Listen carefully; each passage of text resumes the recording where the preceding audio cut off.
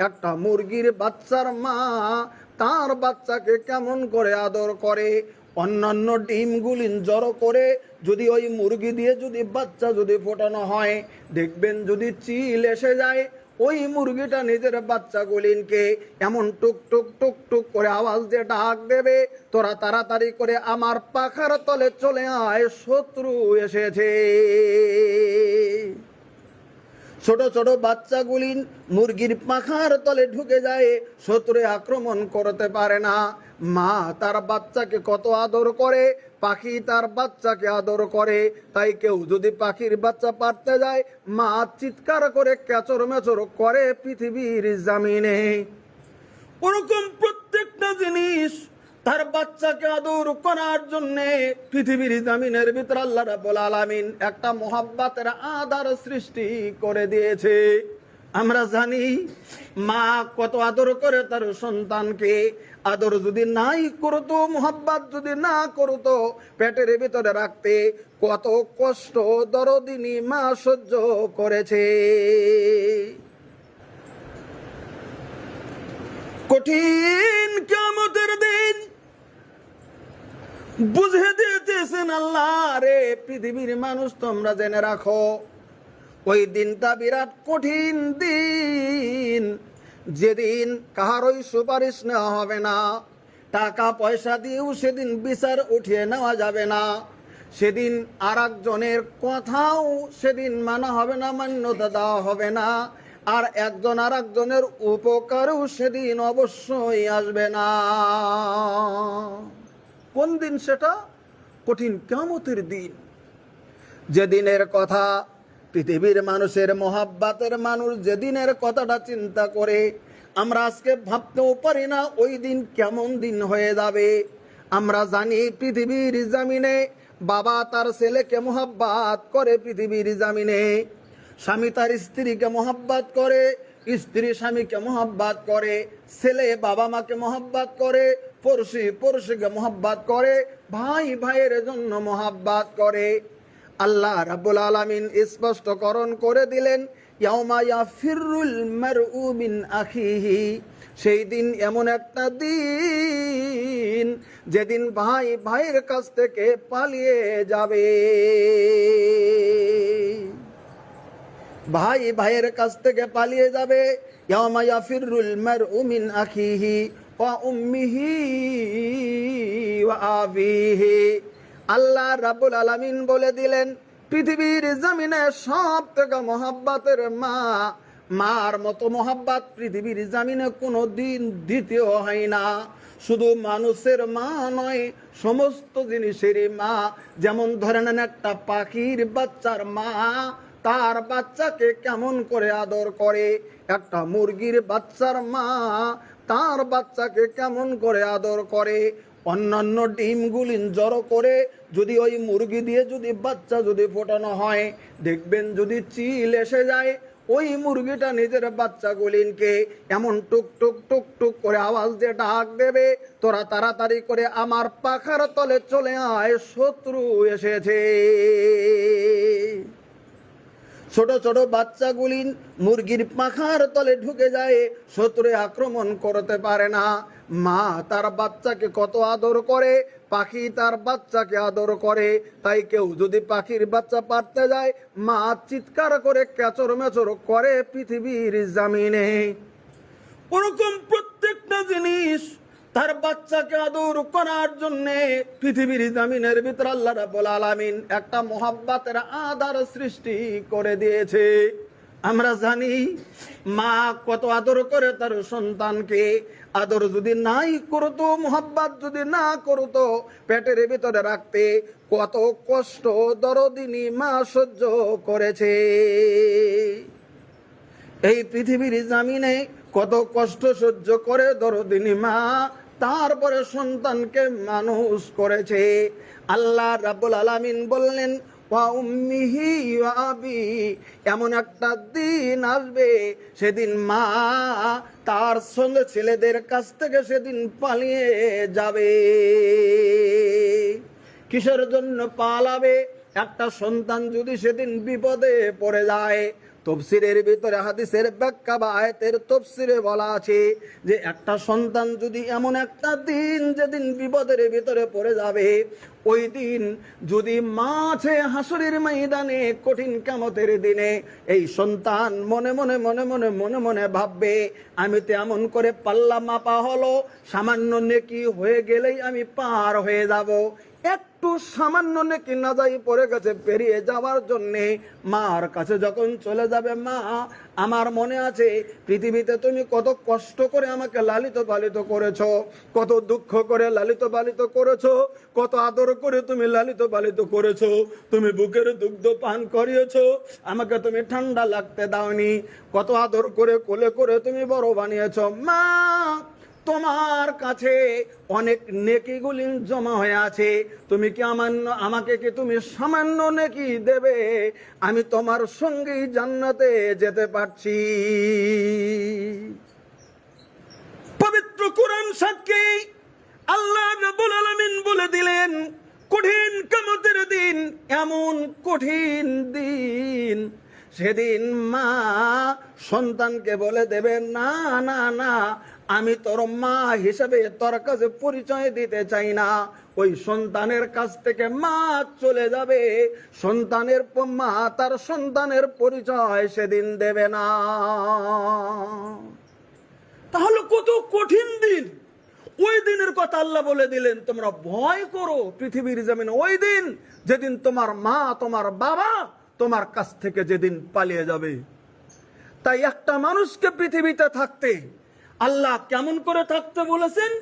ইত্তাকুল্লাহ, পরহেজগার হিসেবে থাকতে বলেছেন, আল্লাহর ভয় নিয়ে থাকতে বলেছেন, আল্লাহর ইমানদারিত্ব নিয়ে পৃথিবীতে থাকতে বলেছেন, আল্লাহর ভয় নিয়ে মানুষকে থাকতে বলেছেন। এবার ভয়, ইমানদারিত্ব, পরহেজগারিটা কোথায়? আল্লাহ রাব্বুল আলামিনের নবী সাল্লাল্লাহু আলাইহি ওয়াসাল্লাম বুঝিয়ে দিলেন। সাহাবা কেরামকে একদিন আল্লাহ রাব্বুল আলামিনের নবী বুঝিয়ে দিয়েছেন, হ্যাঁ আমার সাহাবা কেরাম জেনে রাখো, আমি বিশ্বের নবী তোমাদেরকে জানিয়ে দিলাম, হে সাহাবা কেরাম শুনে নাও, আত-তাকওয়া হাহুনা। আল্লাহ রাব্বুল আলামিনের নবী তার বুককে দেখিয়ে দিলেন পরহেজগারিটা এই জায়গায়, পরহেজগারিটা এই জায়গায়। একটা হাদিসের ইবারত এসেছে, আল্লাহর নবী 3 বার বললেন আত-তাকওয়া হাহুনা, আত-তাকওয়া হাহুনা, আত-তাকওয়া হাহুনা। পরহেজগারিটা এই জায়গাতে, ইমানদারিটা এই জায়গাতে, পরহেজগারিটা এই জায়গাতে। নবী বুঝিয়ে দিতে চেয়েছেন তোমার অন্তর, তোমার কল, তোমার অন্তর যদি আল্লাহ রাব্বুল আলামিনের যদি ভয় যদি থেকে যায়, তোমার অন্তরে যদি আল্লাহর ভয়ভীতি যদি থেকে যায়, তোমার অন্তরে যদি আল্লাহর তাকওয়া থেকে যায়, তাহলে তুমি পৃথিবীর জমিনের ভিতরে পূর্ণ মুসলমান। তোমাকে পরহেজগারিতে থাকতে হবে। আল্লাহ বুঝিয়ে দিতে চাইলেন যে তাকওয়া, পরহেজগার পৃথিবীর প্রত্যেকটা মুসলমানের জন্য অপরিহার্য। মুসলমান নাম দিয়েছি, আল্লাহর ভয় যদি দিলের ভিতরে নাই, তাহলে কেমন করে হবে? অন্যায়ের ভিতরে যদি আমি চলে যাই, আমার অন্তরে যদি ভয় না থাকে, আমি যে অন্যায় করলাম এটা আমার অন্যায় হয়ে গেল। যেমন আমি একটা উদাহরণ দিতে চলছি, রাস্তায় বেরিয়ে গেলেন, হঠাৎ করে একটা টাকার ব্যাগ পেয়ে গেছেন, মানি ব্যাগ পেয়ে গেলেন টাকার। কল্যাণপুরে যেতে চলছেন, হঠাৎ করে একটা টাকার ব্যাগ পেয়ে গেলেন। এবার ব্যাগটা যখন পেয়েছেন, এবার আপনার এই কলিজাটার পরীক্ষা শুরু হয়ে যাবে। এই ব্যাগটা যে পেয়ে গেলেন, আপনাকে এবার এলান করতে হবে, সমাজের মুরব্বি দিয়ে হোক, এলাকার মুরব্বি দিয়ে হোক, আপনাকে এলান করতে হবে আমি একটা টাকার ব্যাগ পেয়েছি, কেউ কি মালিক আসনি? যদি উপযুক্ত প্রমাণ দিতে পারো তুমি তোমার হয়ে যাবে। এলান করে দিন। আর যদি মনে মনে মনে মনে ভাবেন পেয়েছি, যদি নিয়ে ঢুকলাম আমি বাড়িতে, অন্যের পকেট মারা সেটা আলাদা মশলা, সেটা আনিয়েন না এটা। কিন্তু মনে মনে যদি ভাবেন আমি পেয়েছি, মেরে দিলাম, আমি পেয়েছি তো 1 লাখ, আমি বাড়ির ভিতরে নিয়ে গেলাম, ওখান থেকে আমি এলান করলাম না, কাকেও বললাম না, আমি চুপে চুপে খরচ করতে শুরু করে দিলাম। আপনি এলান করলেন না, লোকটা ভাও ভাও করে তালাশ করেছে, লোকটাকে জানাইলেন না। অন্যের বাড়িতে সিংখুদে টাকা নিলে যা অন্যায় হয়ে গেল, পাওয়া টাকাটা যে আপনি এলান করলেন না, জানাইলেন না, একই হয়ে গেল চোর, আপনি ডাকাত, আপনি কঠিন কিয়ামতের দিন চোরের খাতার লিস্ট আপনার নাম আল্লাহ রাব্বুল আলামিনের দরবারে চলে যাবে। কিন্তু যদি দিলের ভিতরে থাকে আপনার আল্লাহর ভয়, অন্যের টাকা হইলেও সঙ্গে সঙ্গে দিলের ভিতরে চেলের ভিতরে ইশারা দিয়ে দেবে, না এটা আমার মাল নয়, আমি যে নেব এটা আমার নয়। এখন হয়তো আমি চুপে চুপে চুপে চুপে চলে গেলাম, এমন একটা দিন আসবে যেদিন আমার ছেলে মেয়ে ধরা দেবে না, আমার ভাই বেরাদার ধরা দেবে না, আমার অরিসেরা ধরা দেবে না। সেদিন আমার মহাবিপদ হয়ে যাবে, আমার কলিজার ভিতরে আঘাত করছে, এই টাকা আমি নিতে পারি না। ওজন আল্লাহ রাব্বুল আলামিনের নবী বলে দিলেন, আত্তাকওয়া হাহুনা, তোমার ইমানদারিটা তোমার অন্তরের ভিতরে, তোমার ইমানদারিটা তোমার কলিজার ভিতরে, তোমার ইমানদারিটা তোমার দিলের ভিতরে, তোমার ইমানদারিটা তোমার ওই কলিজার ভিতরে, তোমার ইমানদারিটা বসবাস করছে। একটু খেয়ালের দরকার রয়ে গেছে। আজকে জমিনের ভিতরে মুসলিম দাবি করার পরে ইমানদার যদি হতে না পারে, কঠিন কিয়ামতের দিন আল্লাহ রাব্বুল আলামিনের দরবারে সেদিনকে জবাব দিতে পারবো। যেদিন প্রশ্নের উপর প্রশ্ন আমার আপনার যেদিন আসবে, ওদিন কি জবাবটা দিয়ে দেব? ভাই গো, আমাকে তো একদিন পৃথিবী ছেড়ে তো চলে যেতেই হবে। আসল জিন্দেগি তো শুরু হয়ে গেল কবরের জিন্দেগি, হাসরে ময়দানের জিন্দেগি। সেই জিন্দেগিটাতে আমি কি হিসাব দেব সেদিন, এই জ্ঞানটা আমার আপনার অবশ্যই কলিজায় করাটা দরকার। এবার আসেন, আজকে পৃথিবী নয়, আল্লাহ রাব্বুল আলামিনের নবীর যুগে নবীর সাহাবা কেরাম ছিলেন, তারা আল্লাহ রাব্বুল আলামিনের তাকওয়া, আল্লাহ রাব্বুল আলামিনের নবীর সাহাবা কেরাম পৃথিবীর জমিনে প্রমাণ করে দেখিয়ে দিয়েছেন তাকওয়া কাকে বলেছে। তাকওয়া কাকে বলে একটা ঘটনা লক্ষ্য করে দেখুন, তাহলে বুঝতে পারবেন তাকওয়া কার নাম, পৃথিবীর জমিনের ভিতরে তাকওয়া পরহেজগারি কার নাম। আল্লাহ রাব্বুল আলামিনের নবীর যেগুলি সাহাবী ছিলেন, তার ভিতরে একজন সাহাবী ছিলেন, তার নাম হযরত ওমর ফারুক রাদিয়াল্লাহু তাআলা আনহু। আমরা জানি তিনি ছিলেন পৃথিবীর জমিনের ভিতরে দ্বিতীয় খলিফা, খলিফাতুল মুসলিমিন ছিলেন হযরত ওমর, যে হযরত ওমরের শাসন আমলে ভারতবর্ষে ইসলামের ওই যে দাওয়াত পৌঁছে দিয়েছিলেন। হযরত ওমরের কালানে সর্বপ্রথম ভারতে মুসলিমের কালিমার দাওয়াত আরম্ভ হয়ে গিয়েছিল। হযরত ওমরের কালান থেকে ভারতবর্ষের মাটিতে মুসলিম শুরু হয়েছে। ওই হযরত ওমর যখন খলিফাতুল মুসলিমিন এমন ইমানদারিত্বর সাথে শাসন করেছিলেন, সারা বিশ্বের বিভিন্ন রাষ্ট্রে তিনি প্রতিনিধি পাঠিয়েছিলেন। হযরত ওমরের কালানে ইসলামের স্বর্ণ যুগ হিসাবে পৃথিবীর বিভিন্ন জায়গাতে মুসলমান হয়েছে, তার আদর্শে, তার ব্যবহার, তার কৌতূহলে। জাগা হযরত ওমর যখন খলিফাতুল মুসলিমিন বিভিন্ন রাজ্যের, বিভিন্ন রাষ্ট্রের বিভিন্ন রাজ্য, বিভিন্ন মুসলিম নেতাকে পাঠিয়ে দিয়ে তাদের ইমানদারিত্ব হিসাবে শাসন ভার করার জন্যে তাদেরকে বিভিন্ন জায়গাতে পাঠিয়ে দেওয়া হতো। আরব জায়গার ভিতরে একটা রাজ্য ছিল, সেই রাজ্যটার নাম ছিল হিমস নামে রাজ্য। এই হিমস নামে রাজ্যর একজন গভর্নর করে পাঠিয়ে দিলেন। হিমস নামে রাজ্যপাল অ্যাপয়েন্টমেন্ট দিয়ে দিলেন। তখন রাষ্ট্রপতি ছিল হযরত ওমর, সারা মুসলিম জাহানের রাষ্ট্রপতি হযরত ওমরে ফারুক। এবার রাজ্যপালগুলি অ্যাপয়েন্টমেন্ট দিয়ে দিতে হয়। হিমস নামে একটা রাজ্য ছিল, ওই রাজ্যর গভর্নর করে হযরত ওমর পাঠিয়ে দিলেন হযরতে আমির বিন সাইদ বিন আমির রাদিয়াল্লাহু তাআলা আনহু নামে একটা সাহাবীকে, সাইদ বিন আমির রাদিয়াল্লাহু তাআলা আনহু নামে একজন নবনিযুক্ত সাহাবীকে পাঠিয়ে দিলেন। উনি হিমসের গভর্নর হিসাবে। কেন তাকে পাঠালেন? সেযুগে টাকা পয়সা দেখা হতো না, সেযুগে দলবল দেখা হতো না, সেযুগে গোষ্ঠী দেখা হতো না। ইমানদার যিনি 1 নাম্বার ছিলেন তাদেরকেই বিভিন্ন জায়গায় পাঠিয়ে দেওয়া হতো। হযরত ওমর পাঠিয়ে দিলেন হযরতে সাইদ বিন আমর নামে একজনকে হিমসের গভর্নর করে পাঠিয়ে দিলেন হযরতে সাইদ বিন আমেরকে। যাও, তোমাকে হিমসের গভর্নর বানিয়ে দিলাম, তুমি ওই রাজ্যটা সুস্থভাবে তুমি শাসন করো, সুস্থভাবে তুমি চালাও রাজ্য, কানুন যেন সবার মতো ভালো হয়, ইসলামিক শাসন রেখে সব কানুন মতো সবের সুবিচার করে তুমি চালিয়ে যাও। উনি চলে গেলেন হিমস রাজ্যে। গভর্নর উনি হলেন, ওই রাজ্যের শাসক হিসেবে তিনি চালাতে শুরু করে দিলেন। কিছুদিন পেরিয়ে গেল, হয়তো 6 মাস পেরিয়ে গেল, 1 বছর পেরিয়ে গেল। ওই হিমসের গভর্নর সাইদ বিন আমিরের নামে 3টা কমপ্লেন হলো। 3টা কমপ্লেন। রাজ্যের ভিতরে থেকে কিছু বিশিষ্ট লোক, এলাকা থেকে কিছু বিশিষ্ট লোক কি করলেন, 3টা কমপ্লেন নিয়ে, তার বিরুদ্ধে 3টা দোষ নিয়ে রাষ্ট্রপতি হযরত ওমরের কাছে মদিনায় হাজির হয়ে গেলেন। হযরত ওমরকে এসে বলতেছেন, ওগো খলিফাতুল মুসলিমিন, আমাদের এলাকাতে আপনি যাকে গভর্নর করে পাঠিয়ে দিয়েছেন তার বিরুদ্ধে আমাদের 3টা কমপ্লেন আছে।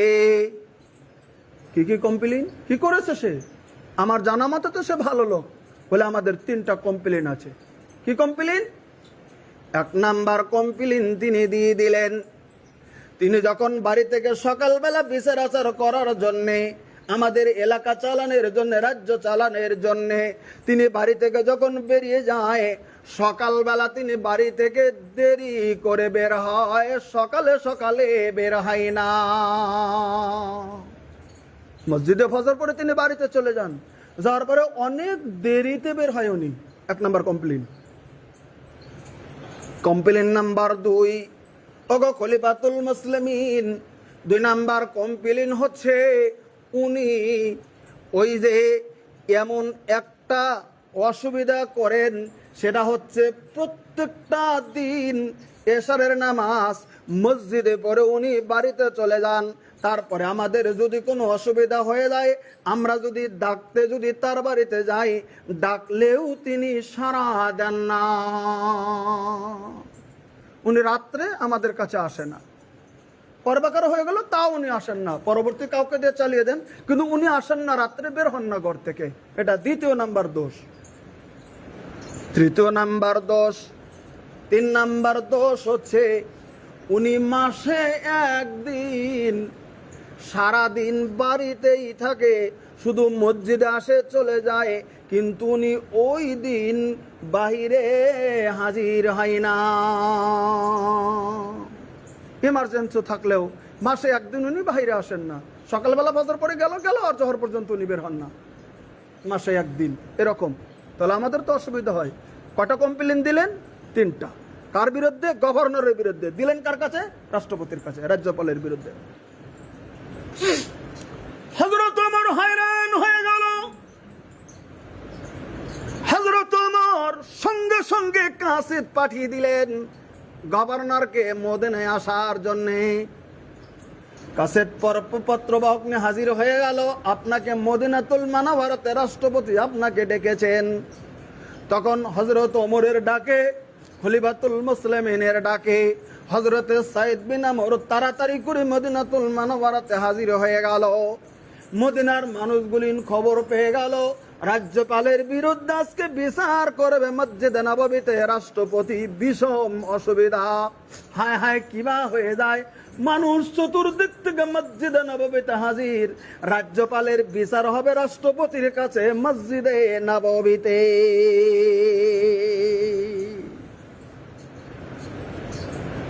হাজারো লোক, মদিনার লোক জমা হয়ে গেল। হযরত ওমর ওই যে যারা কমপ্লেন করেছিল তারাও আছে মদিনাতুল মুনাওয়ারাতে। অনেকটি লোক এসে তো কমপ্লেন করেছিল, তারাও যায়নি। হযরত সাইদ বিন আমরকে আবার টিকটিকের মতো করে দাঁড় করিয়ে হযরত ওমর ফারুক রাদিয়াল্লাহু তাআলা প্রশ্ন করলেন, ওগো গভর্নর সাইদ বিন আমর, আমি তো তোমাকে ভালোই জানি, এমন এমন এমন এমন তোমার বিরুদ্ধে 3টা কমপ্লেইন চলে এসেছে, 3টা অভিযোগ আসছে। কথা কি ঠিক? তুমি কেন সকালবেলা না যে একটু দেরি করে যাও বাড়ি থেকে প্রত্যেকটা দিন? হযরত সাইদ বিন আমির এবার জবাব দিতে চলছে খলিফাতুল মুসলিমিনের কাছে। তিনি সম্মুখে বসে চোখের 2 চোখের পানি ঝরঝর করে ছেড়ে দিয়েছে, চোখের পানি ঝরঝর করে ছেড়ে দিয়ে বলছেন, ওগো খলিফাতুল মুসলিমিন, আমি আপনাকে বলতে চাই নাই, কিন্তু এখন বাধ্য হয়ে কিছুগুলি জিনিস আমাকে আপনার সম্মুখে বলে দিতে হচ্ছে, কারণ আমাকে তো জবাব দিতেই হবে। সর্বপ্রথমে আমি কেন সকালবেলা বাড়ি থেকে বের হয়ে যাই না? কারণ হচ্ছে আমি এমনই একজন রাজ্যপাল, রাজ্যের এমনই একজন গভর্নর। আপনি যতটুকু ভাতা নির্ধারণ করে দিয়েছেন অতটুকুই দিয়ে আমার পরিবার নিয়ে আমি চলি। আমার এক্সট্রা 1টা টাকাও কামাই নাই যে আমি আমার ওর মধ্যে থেকে আমি একজন দাসী বা বান্দি রান্না বাড়া করার জন্যে আমার পরিবারের ভিতরে আমি রেখে দিতে পারি না। না না, আমার বিবিটা তো একটু বৃদ্ধ, শারীরিক অসুস্থতার মধ্যে দিয়ে চলছে।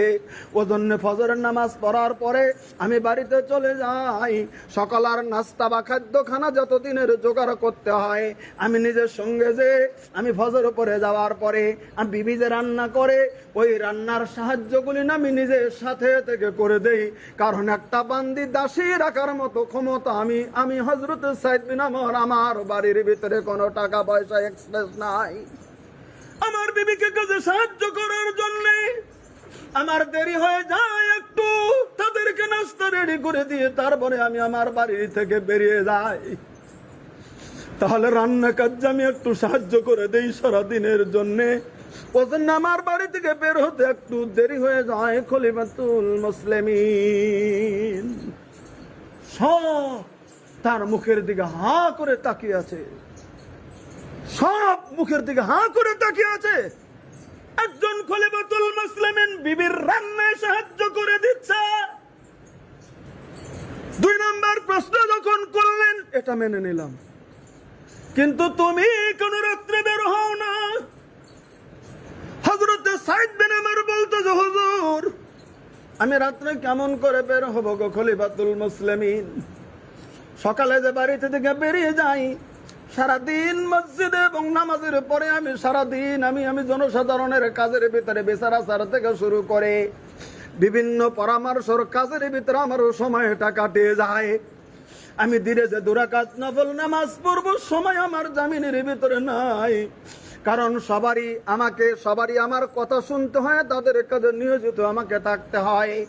তো আমি এশারের নামাজ পড়ার পরে সারাদিন আমি রেখে দিয়েছি আপনার দায়িত্ব জনসাধারণের জন্য পালন করার জন্য, আর আমি রাত্রিটা রেখে দেই আমার মহান মাবুদের জন্য। আমি যখন এশারের নামাজ পড়ে বাড়িতে চলে যাই, আমি তখন নফল নামাজের ভিতরে লম্বা কেরায়েত নিয়ে আমি দাঁড়িয়ে যাই। আমি জানি মাবুদ গো, সারাদিন তোমাকে ডাকতে পারি নাই, আমি রাত্রিতে একটু সুবিধা পেয়েছি, তাই তোমাকে ডাকার জন্য আমি নামাজের ভিতরে তখন আমি দাঁড়িয়ে যাই। আমি হয়তো নামাজে যখন দাঁড়িয়ে যাই, আমাকে কেউ ডাকলো, আমি বের হই না, আমি নামাজে আছি। ওজন্য কেউ ডাকলো, আমি রাত্রিতে আমার রুমের ভিতরে থেকে আমি বাহিরে যাই না। আমি দিনটা তো দেই জনসাধারণের জন্য সকাল থেকে আসা পর্যন্ত, রাত্রিতে আমি আমার প্রভুর জন্য দিয়ে দেই। এই সময়টুকু আমাকে আপনি দেন, নাহলে আমি আল্লাহকে কখন ডাকবো? 3 নম্বর অভিযোগ, তুমি মাসে কেন একদিন বের হয়ে যাও না? কি হচ্ছে তোমার? হযরত সাইদ বিন আমর বলতেছেন হুজুর প্রশ্ন যদি করেছেন জবাব তো আমাকে দিয়ে দিতেই হবে। আমি হিমসের গভর্নর ঠিকই, কিন্তু আমাকে যখন গভর্নর করে পাঠিয়ে দিয়েছেন, আমি মাত্র 1 সেট কাপড় আমার পরিধান করার জন্যে, 1 সেট কাপড় ছাড়া আমার 2য় সেট ব্যবহারিক কাপড় আমার জন্য পৃথিবীর জামিনের ভিতরে নাই। আমি মাসের 29টা দিন ওই কাপড় দিয়ে সারাদিন বিচার আদালতে বিভিন্ন জায়গায় থেকে যাই। আর মাসে একটা দিন সকালবেলা আমি আমার কাপড় সাফ করে শুকানোর জন্য দিয়ে দেই। আমি তখন আমার বাড়িতে একটা চাদর আছে, সেই চাদর দিয়ে পেঁচিয়ে আমার ইজ্জত ঢেকে আমি আমার ঘরের ভিতরে পরিবারের সঙ্গে আমি থেকে যাই। আমি একটা চাদর পেঁচে আমি কেমন করে জনসাধারণের কাছে যাবো গো খলিফাতুল মুসলিমিন?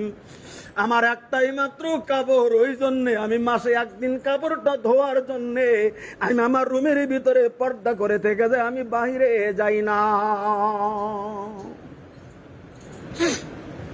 তিনটা প্রশ্নের জবাব যখন দিলেন, সমস্ত জনসাধারণ মসজিদে নববীতে বসে আছে, যারা অভিযোগ দিয়েছেন তাদের চোখ দিয়ে টপ টপ করে পানি পড়ছে। যিনি খলিফাতুল মুসলিমিন হযরত ওমর, তার চোখ থেকেও টপ টপ করে পানি পড়ছে। আর যারা মদিনাবাসী বিচার দেখার জন্য আসছে, হযরত সাইদ বিন আমরের মুখের দিকে তাকিয়ে তারাও চোখের পানি ঝরঝর করে ছেড়ে দিয়েছে।